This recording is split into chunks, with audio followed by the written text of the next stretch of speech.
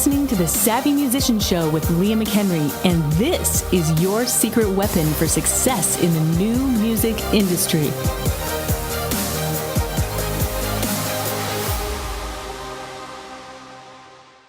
Welcome once again to the Savvy Musician Show. This is CJ Ortiz, and I am the mindset and branding coach for the Savvy Musician Academy. And once again, I am joined by Her Eminence herself, the lovely Leah McHenry. So good to see you today. Thank you. I've never been called Her Eminence. You're the queen, man, queen of the empire. Doesn't that abide with your culture? It does. It Celtic does. fantasy medley. You should be like used to that. Your Highness, Your Majesty, Admiral, Your Eminence. Well, you know, when Your you Honor. come from a background of like changing 5 kids' diapers, you know, you don't perceive yourself that way. Yeah, it has a way of humbling. In fact, I was telling my grown kids the other day, we were talking about that very thing, and I said, you know what? It's hard for me to take a lot of advice from somebody who hasn't had kids. But I said, and it's not necessarily that because you learn so much more information. There's just something about a reality check that you get from It's so true. raising kids. And speaking of raising kids, we're going to be talking about some things because kids can be entitled, Leah. And this is a sort of more impromptu podcast that came out of offline discussion that Leah and I were having. And it has to do with why she charges for information. Now, a lot of you know that she gives a whole lot of her information out for free. And of course, that's what she loves doing. But then there are things that you have to pay for, courses and stuff. So we're going to talk a little bit about that. What's her philosophy behind it? What's the reasoning behind her approach to all of this? So Leah, we're going to poke at your brain a little bit, and because maybe there's a motive in there. Maybe there's something, you're just out there to take everybody's money. Or Yeah, I'm greedy. That's the real reason, right? Rags to riches, and so it just made her greedy. No, not really. You know, as we always do in the Savvy Musician Show, we like to talk about the student spotlights. And I didn't want to talk about a student in particular this time. I will in future episodes. But dealing with the students as a coach, Leah, this past 2 months, I had just a very unique position to be put in where was even twice a day doing one-on-one sessions with students just almost 2 months straight. And I didn't anticipate that I was going to get that sort of response from, what we offered back in the branding boot camp, but it did. And I've talked to musicians from all over the spectrum, all different genres and different levels of where they are in your courses and all of that. But there was certain things that, came to the fore that was an encouragement to me in relation to really what Savvy Musician Academy is doing. And that is that people, for the most part, are stuck over very, very simple things, okay? Things that when you and I hear about their problems or challenges, we think it's very simple because we do these things all the time. We've studied these things. We teach these things. They don't know that, though, necessarily. But yet, the thing I found is that in all of the sessions that I had, Leah, there was tremendous turnaround, but the information that they got that was such a turnaround was not anything overly complicated. Right. It was something that should have been staring them in the face. But sometimes the things that are the most obvious tend to be the most elusive. And so they were missing the boat. And I say that because, and you've probably seen this too, I say that because of what we're going to talk about today is this idea of information. So does information, let me ask you that, does information have value? Well, I would say it absolutely does have value. However, it's useless to you without application. Right. Without you utilizing it and putting it into action. Is information inherently valuable? I guess that's a philosophical question. Right. I don't even know how to answer that. well, think about if, it's like your value is determined by the problem you solve. Yeah. So, let me ask you this. How significant was the information that you received when you first started out on your first album and you didn't know much of anything about online marketing. How valuable was that based on the problem it solved and the results it created? So when you put it like that, it's everything. I mean, think about what happens if you have the wrong information. Right. If you have the wrong information, that could cost you your life savings. It could cost you your life. I mean, what do people do with wrong information? They make wrong decisions, and there's a lot of bad consequences that happen with it. So that's how I perceive it. So with the right information, and of course, all that comes with it, application of that information, with that, you're unstoppable. What can stand in your way with that? So, and the way I see it, people have zero excuse today to fail because of all the amazing information they have. So, and that does bring us like, why is some information free and why is some gated behind a payment or some kind of transaction? Yeah, I mean, I think that's why the ancients would say, "Thou shalt not lie," because the implication is that if you do, then people are going to build their lives on wrong information, and that's a terrible, terrible thing. And so now we have then, okay, well then, what's the value of information that is true? Well, the most important kind of information is something that solves a problem. That's why you go to a doctor, right? That's why you go to a lawyer. And that's why you pay them more money than you pay the person who might fix your plumbing. It's because of the size of the problem that they solve.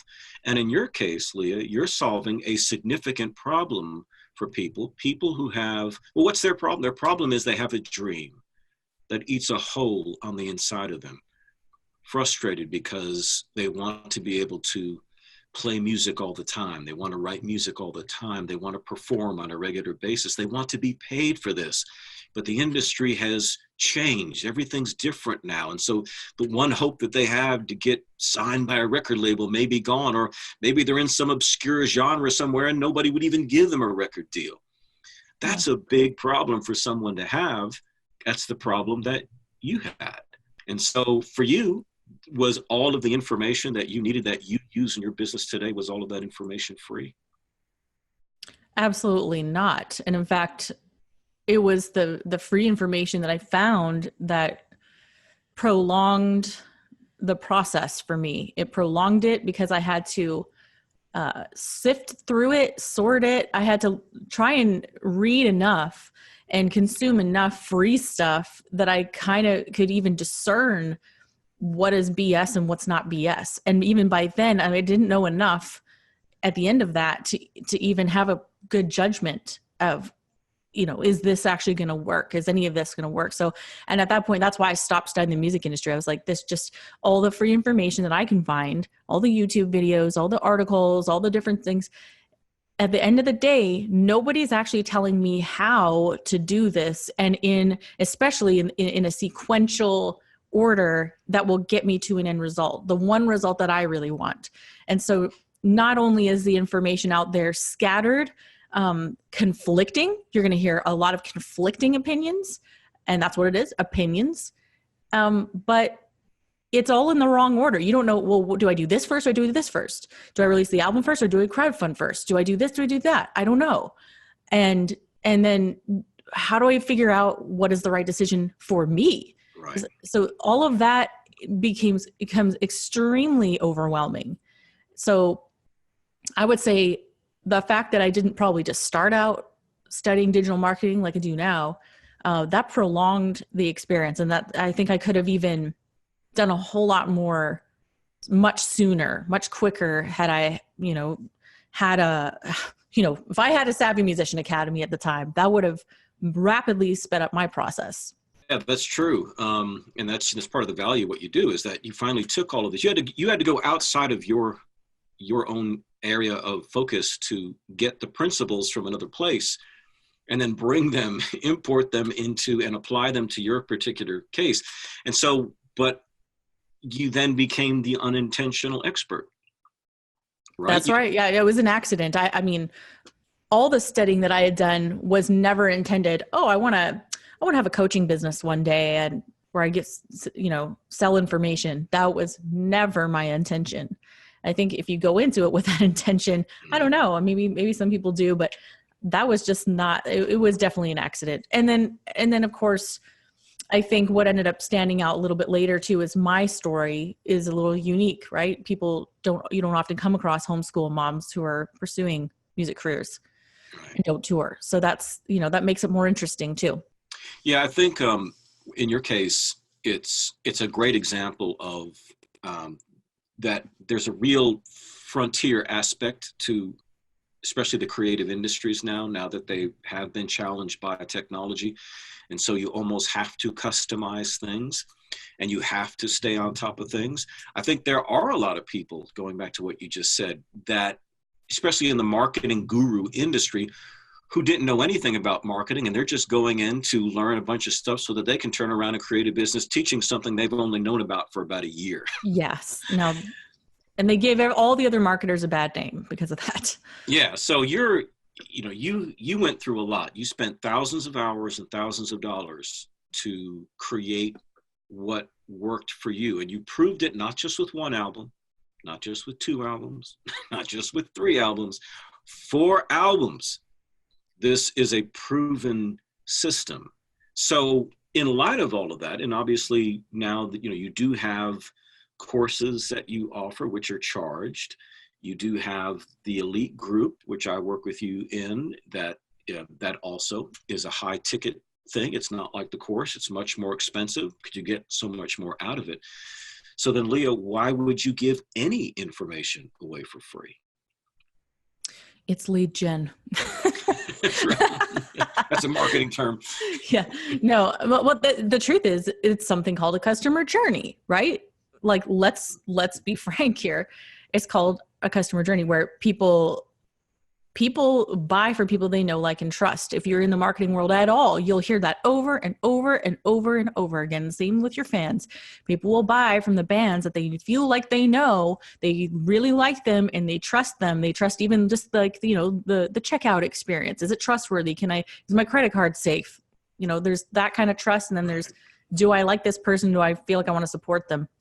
But in marketing, the customer journey is, people need to get to know you first. It's like, are you gonna propose to somebody on the first date? Probably not. You want to get to know them. Are they the right fit for me? Sometimes it needs to be lengthy.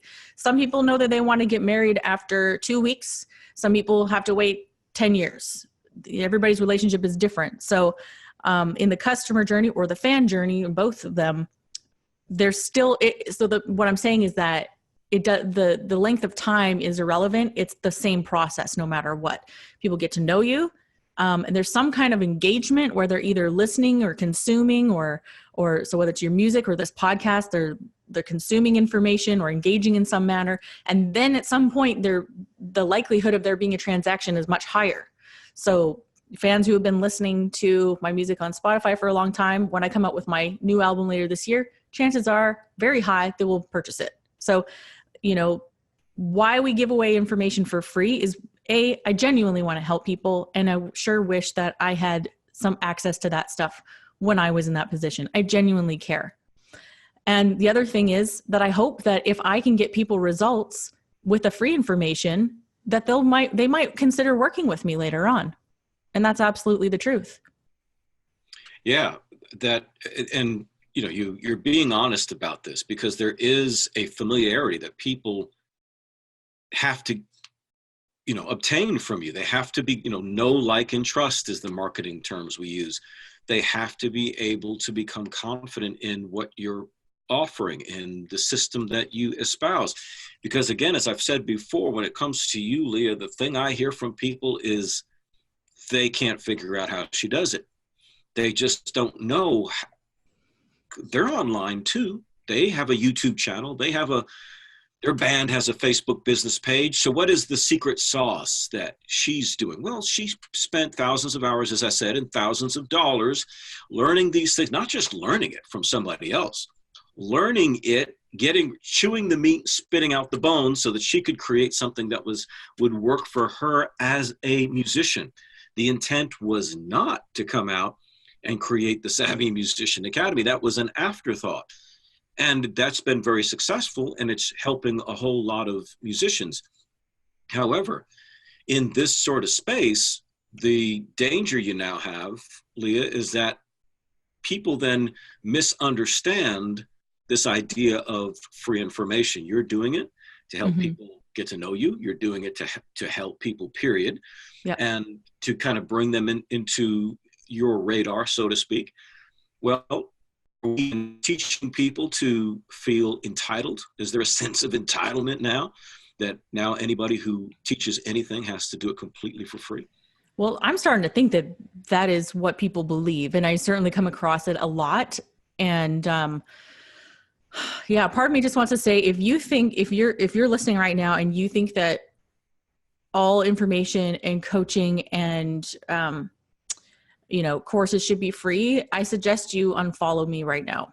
I suggest you unfollow this podcast, unfollow the pages, like unsubscribe, because that says so much about you. It doesn't say anything about me. It says everything about you. It says that you believe that everything is going to happen to you and at no cost, that you expect all the results with none of the work. And that kind of person will never be successful. And I don't want to work with those people because they're not going to be successful. I could give them all my courses for free, all the coaching, even one-on-one coaching, and I guarantee you they would do absolutely nothing with it. Right. And I don't want to work with those people. So, yeah, I come across way too many people who have that, or even any kind of offer. If we even our students, like if I come up with a new offer idea, I informally poll our students all the time, or a free Facebook group as well.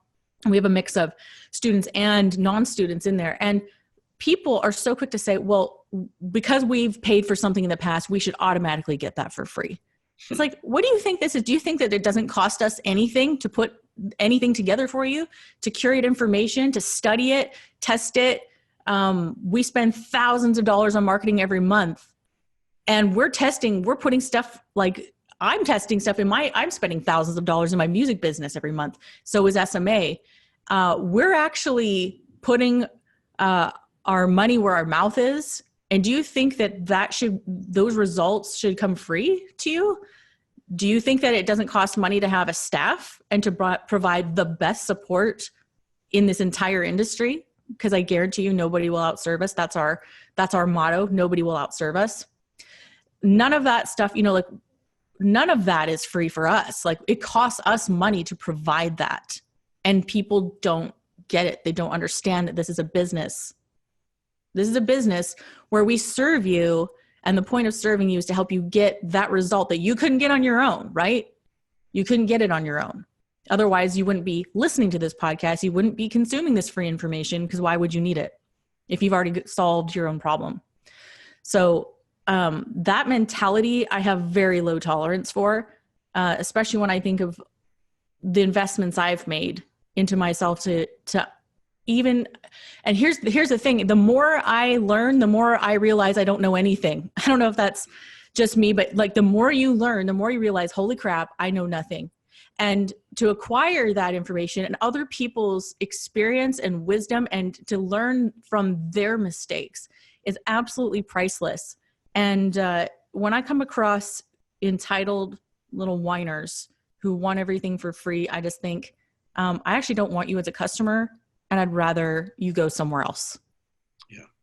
Because if you're not willing to put skin in the game, if you're not willing to invest, if you don't understand this concept of exchange, then that tells us all we need to know about how you're going to handle things down the road.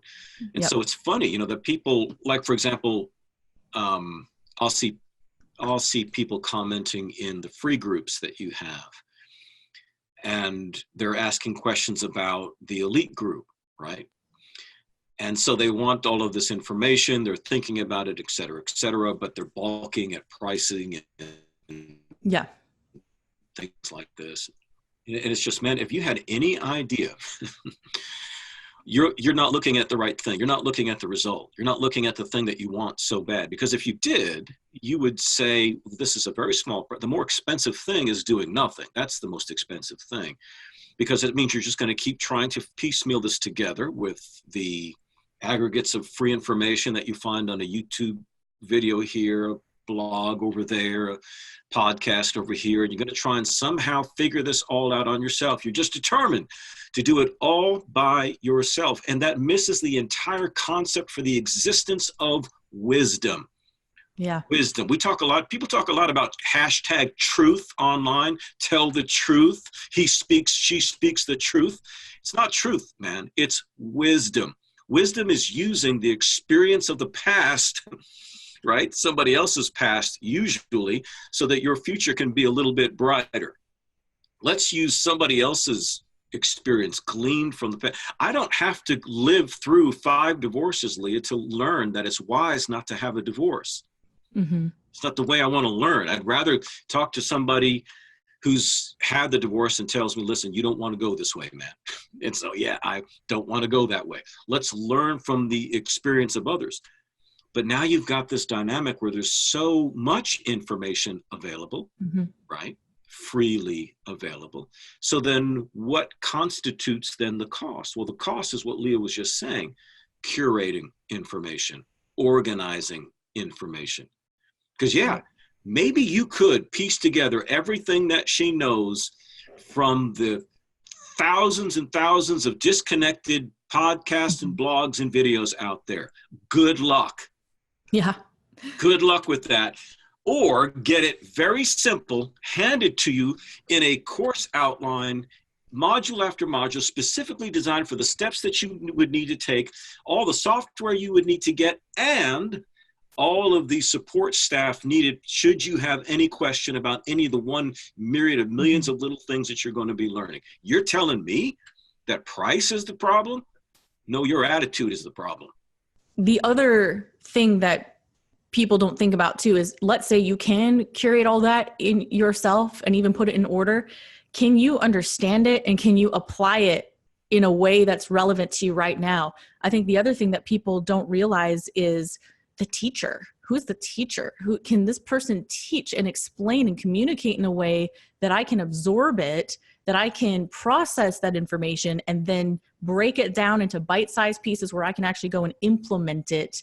Can they apply it in an organized step-by-step way that's very simple and gets them to that end result? So that's the other part. So yeah, you could probably over a period of years go and curate a lot of this information yourself, but doesn't mean you'll be able to do anything with it. So that's the other part of it. And I started, as I took lots of courses, lots of marketing courses, like all the big names out there, I started really getting a taste for what makes a good teacher and what is not a good teacher. And some of them are my personal preferences, but I'd certainly learned, there's some people who go way too fast and just assume you already know everything they're talking about.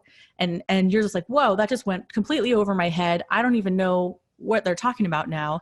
And now I feel lost. And now I feel like I can't get there now.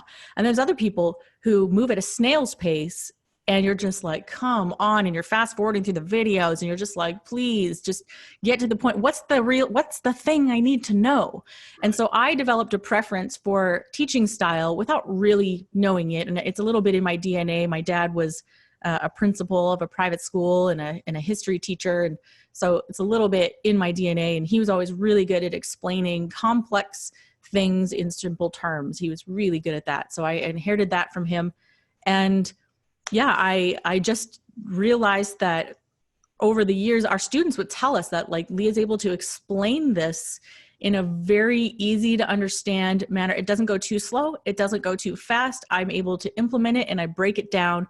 And I also really love providing other sort of complementary assets to go along with the information. So I really like workbooks. I really like stuff where you put pen to paper and you're working stuff out.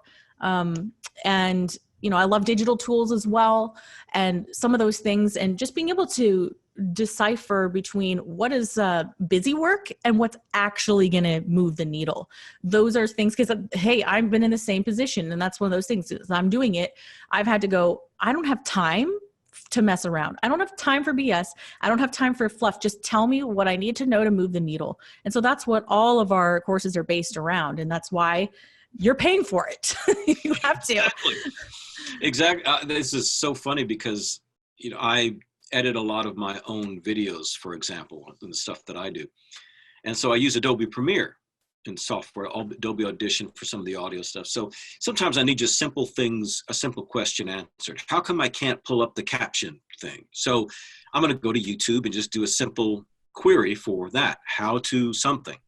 Yeah. And but having done it so many times now using this particular software, the thing I keep coming up against, and I would have never mentioned it had you not just said what you said, but I'll get in my query a ton of different videos, all addressing the same thing. But the thing that I realize is how hard it is to find someone that I can understand, whose audio is good, who's not from Pakistan, who, is not talking super fast, or, all of the Someone things that gets to the point. Yeah. So but then you get that, then you find that one guy or gal who's got the nice little video intro, and they're not going too slow, and they got the great, you can see their desktop and they're moving, they're showing you, and here's another option you can do to do it this way.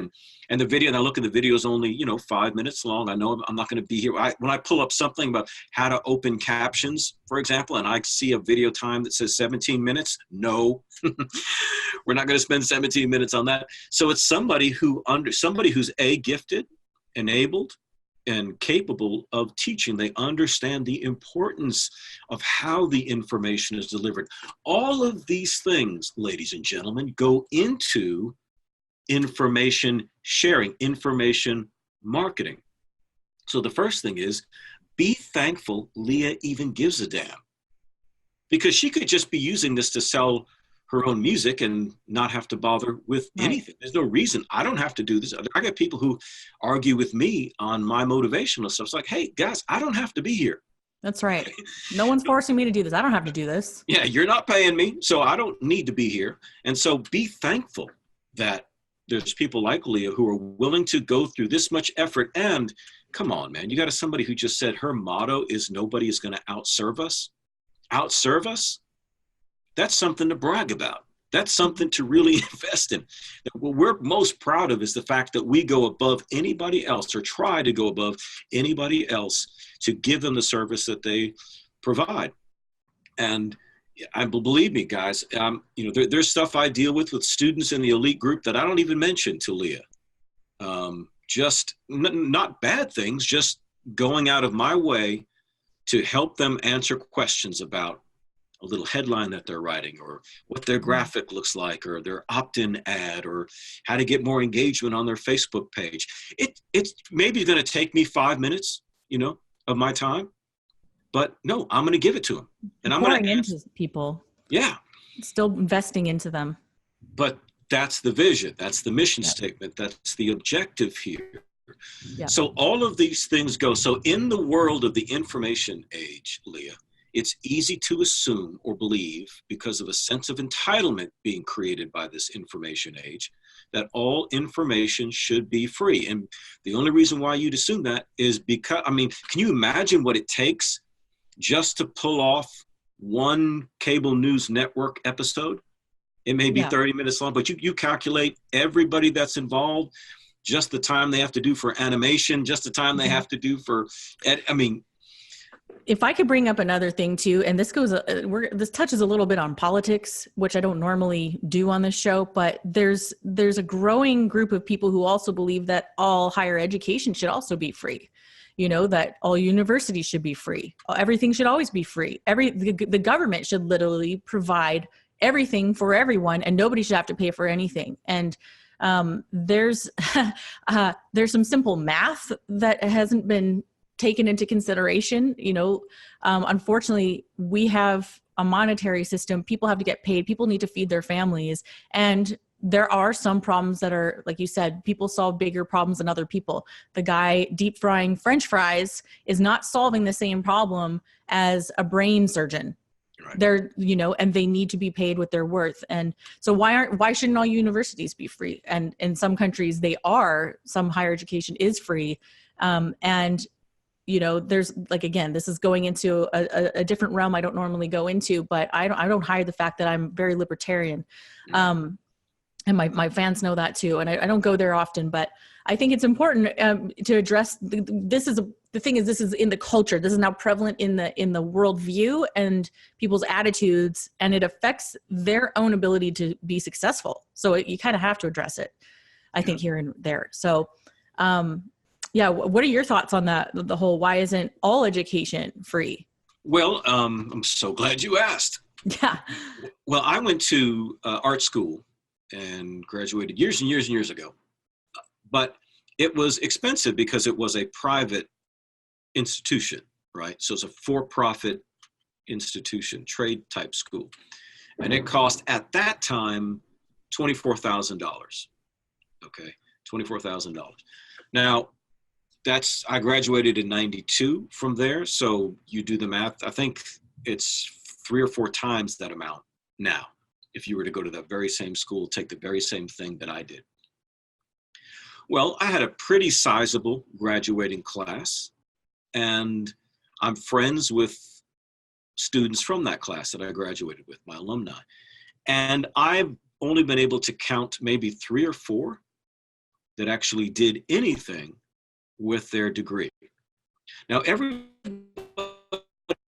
had to pay the same amount. Everybody had to endure the same hours of homework and class time, but only a small few actually did anything with what they learned, me being one of them. Well, here's the lesson. They paid $24,000 if they paid their school loans back, $24,000 in an education that they did nothing with. What will they do with an education that's free? Right. They got no skin in the game. What do people do with their high school education if you went to a public school? Did you do anything with that? Right, exactly. So, but I think, there's something to be said here. And I know you didn't want to get this onto a political bent, but I think there's something we can say just about the concept of how you view how life should be. Mm-hmm. And a lot of that comes down to the world you grow up in, the culture and the society that you grew up in.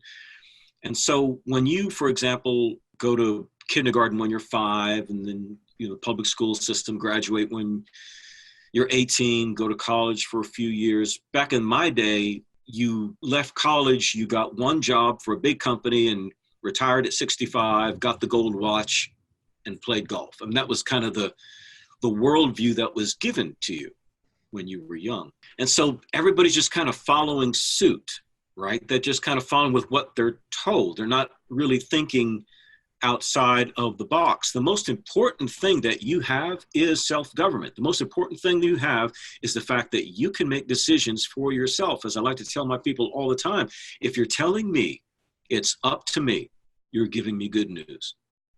You say it's up to me to somebody else, and it'll probably scare them to death, because they've learned to depend on the environment. They are the true environmentalists. They believe that if you change the politician, or you change the policy, or you make another law, that somehow everything's going to be better. Mm-hmm. No, not realizing that, no, change starts right here with you and I. So to me, the less I have to deal with bureaucrats or institutions or anything else, the better off I am. Give me the information I need, and I will figure out how I need to do it my way. And so even, for example, in the courses that you teach, you're not telling everybody to do everything exactly your way, in the sense, in other words, you have to write, copy all of her posts or say things exactly the way she, no, you have to customize things for your culture, for your audience, for your genre of music, but you're going to be equipped with the principles that are going to get you there. Yeah. And that's in essence what you're paying for. And that, what we're saying is, it takes so much to do that. And it's more than just trying to create a balanced economy so that everybody's got a job. No, it's the issue of value. Just like anybody who's listening to this podcast, Leah, is, yeah, they might come over and help you and I do something at our home, but you ask them several times to keep coming over, and they're going to start charging you. Yeah. And for those people, it runs out. Yeah. And for the argument that people make, the university and courses and education is way overpriced in the States. And I think there is an element of truth to that. I mean, sure. The debt that people are racking up is absolutely incredible. What's really cool is the internet age. That is the solution. That is the solution. I'm at events where I'm speaking to people who have been to Berklee College of Music and spending between $100,000 and $200,000 on their music education, which is I can't even, that just blows my mind. And here our programs are a fraction of that price, and what they'd be able to build with what we're offering. That is the solution. That's what this internet age is doing. The education space is revolutionizing the overpriced college courses, right? And unless you have to go to like some kind of very specialized trade, like doctors and brain surgery and that kind of thing, a lot of it will be, I think, become obsolete. I think even public schools will become obsolete over time because of the incredible information and courses and things that kids have access to now. That's why we're doing homeschooling. I mean, my son he's 13. He just turned 13, and he told me, Mom, my dream, he's very clear about this, I want to have an animation company. I want to have an animation team and a studio. And what 13-year-old knows that, in public school? I mean, there's the odd ones, right? But like, this is gonna become the norm. So I don't want to hear complaints about our course prices. Go to Berklee and spend $100,000 and then come back and tell me that my courses are expensive. Bullshit. Yeah, exactly. And I mean, that's the point, guys. This is not a justification. This is an explanation.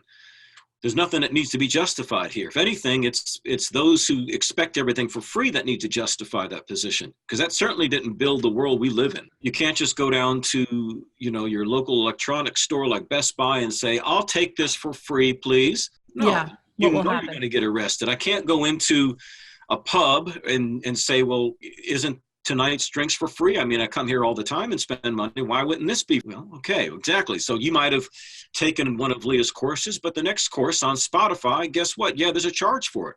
Now, you might get a little discount here and there and give a special offer, and you have a timeline to get that done, and that's about as good as it's going to get. But, I mean, you take someone, I mean, that's why I love buying books off the shelf, and it says $17 for this book. And I say, wow, here's somebody who's going to give me 30 years of their study life experience for $30.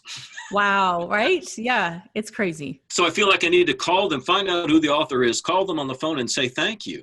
Yeah. And you say, why? Because you gave me such a deal. Mm-hmm. You gave me such a deal.